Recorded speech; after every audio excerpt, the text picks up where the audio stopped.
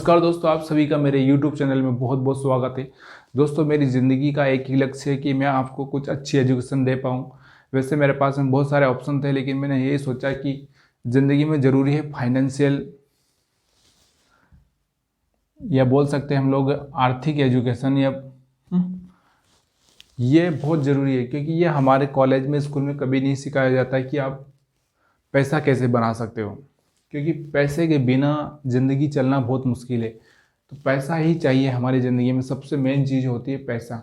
क्योंकि सारी चीज़ें हमारे को मिलती है, रिश्ते हमको मिलते हैं, हाँ, उसके बाद में परिवार हमको मिलता है, हेल्थ हमको भगवान देता है अच्छी, और जो ज़रूरत होती है सबसे ज़्यादा आदमी को, वो होती है मनी की, पैसों की। तो वो पैसा ही किस तरह से हम लोग अपनी ज़िंदगी में ला सकते हैं, ये इस वीडियो में मैं आपको बताने वाला हूँ। तो देखिए दोस्तों, यहाँ पर मैं आपको थोड़ा सा एक चीज़ बताने वाला हूँ कि लोन या कर्ज या उधार सही होता है कि गलत होता है। देखिए, यहाँ पर दो रास्ते आपके पास में है। यहाँ पे आपने उधार लिया है, तो यहाँ पर दो रास्ते आपके पास में आते हैं। दो रास्ते कौन से आते हैं? देखिए, उधार लेकर आप कोई बिजनेस करते हैं। बिजनेस कैसा होना चाहिए कि बिजनेस में जो एक राइट बिजनेस होना चाहिए, 100% श्योरिटी होनी चाहिए कि आप उस बिजनेस से प्रॉफिट कमा लेंगे। आपको उस बिजनेस में नॉलेज है। बहुत सारे लोग क्या करते हैं, उनको बिजनेस में नॉलेज होता नहीं है और वो उधार लेके या लोन लेके उस बिजनेस में करने लगते हैं, और वो बिजनेस में घाटा होता है। वो पैसा जो उधार है वो तो देना रहता ही है, उसके बाद में बिजनेस भी डूब जाता है और उनकी ज़िंदगी सीधे रोड पर आ जाती है। तो क्लियरली मैं आपको बोलता हूँ कि आपके पास में जो स्किल है, जो हुनर है, और आपको अच्छे से आता है, तभी आप कोई उधार लेकर कोई बिजनेस में पैसा लगा सकते हैं। देखिए, अब यहाँ पे हम बात करते हैं तो बैंक, ये जो बड़े बड़े बैंक हैं ये भी उधार लेते हैं आरबीआई से, या कोई फॉरेन बैंक से, और ये हमको बांटते हैं। किसको बांटते हैं? हमको हमको बांटते हैं। हमको बांटते हैं और फिर हमसे लेकर रिटर्न करते हैं। मतलब जो बैंकिंग सिस्टम चल रहा है वो भी उधार पे ही चल रहा है। वो किसी और से लेगा और फिर हम उससे लेकर उसको देगा, यानी कि वो भी उधार लेकर पैसा बना रहे हैं। तो हम भी, अगर हमको कोई बिजनेस आता है अच्छे से, तो हम उसको सेट कर सकते हैं। क्योंकि ये जो बैंक वाला बिजनेस है ना, वो सेट है, और इसमें भी बहुत सारे बैंक हैं वो डूब चुके हैं, क्योंकि उनका जो मैनेजमेंट था वो गलत था, और मैनेजमेंट की वजह से डूब जाते हैं बैंक। तो आपको मैनेजमेंट भी अच्छा आना चाहिए। या फिर आप और भी कोई, ये बैंकिंग बिजनेस नहीं हो तो आप और दूसरा भी बिजनेस आप सेट कर सकते हैं। छोटा मोटा कोई सा बिजनेस सेट करिए, लेकिन आपको आना चाहिए। पहली चीज़ यही है। जब आप इस तरह से बिजनेस सेट करेंगे, देखिए, अगर मैं सोचता हूँ कि मैं 20 साल नौकरी करूँगा और यहाँ से 1 करोड़ बना लूँगा, और इससे मैं बिजनेस करूँगा, तो देखिए 20 साल नौकरी करके 1 करोड़ इकट्ठा किया, उसके बाद में बिजनेस किया, और उस बिजनेस की एबीसीडी मुझे आती नहीं थी। और मैंने पूरा पैसा 1 करोड़ वहाँ पे डुबा दिया। तो अब ये ऐसा हुआ, तो मैंने 20 साल नौकरी की, उसका कोई मतलब नहीं निकला, और मेरी पूरी फैमिली रोड पे आ सकती है। तो ऐसा कोई स्टेप नहीं लीजिएगा, प्लीज़ ये ध्यान रखिएगा।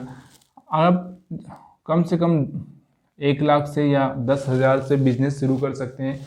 पहले आपको उसकी एबीसीडी सीखना है, एक्स वाई जेड तक जाना है, उसके बाद में ही आपको ज़्यादा पैसा डालना है, ये ध्यान रखिएगा। अच्छे अच्छे लोग बर्बाद हो गए हैं इस तरीके से। अब दूसरा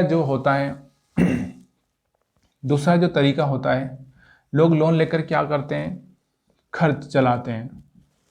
देखिए, बहुत सारे देश का भी ऐसे ही हाल है, वो लोन लेकर खर्च चलाते हैं। जब आप लोन लेकर खर्च चलाते हो, तो पैसा तो खर्च होने में, अगर आपको 1 करोड़ भी दिया जाए ना, तो एक दिन में आप खर्च कर सकते हो, कोई बहुत बड़ी बात नहीं है।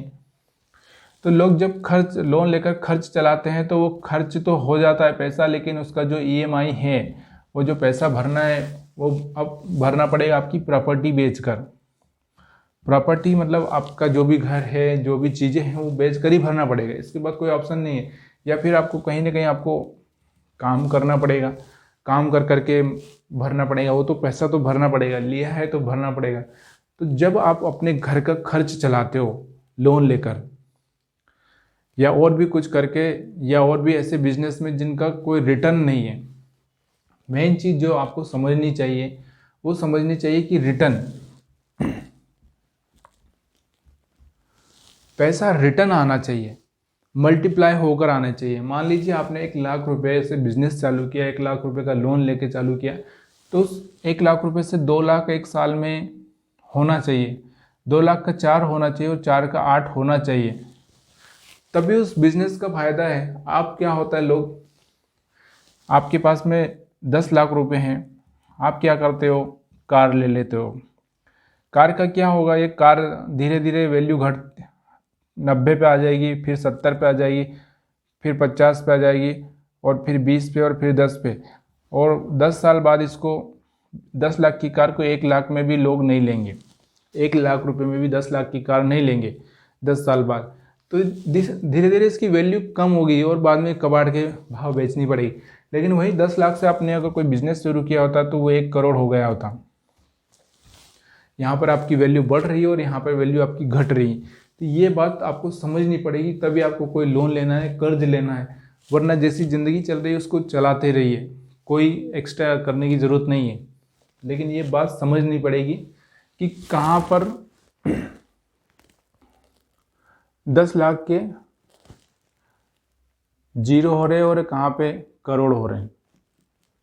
जब ये बात आप समझ लेते हैं कि 10 लाख से कहाँ 0 हो रहे हैं और 10 से कहाँ करोड़ हो रहे हैं, तो आप क्लियरली आप इसी पर जाओगे। लेकिन बहुत सारे लोग नहीं सोचते ये, और वो उल्टा रास्ता पकड़ लेते हैं।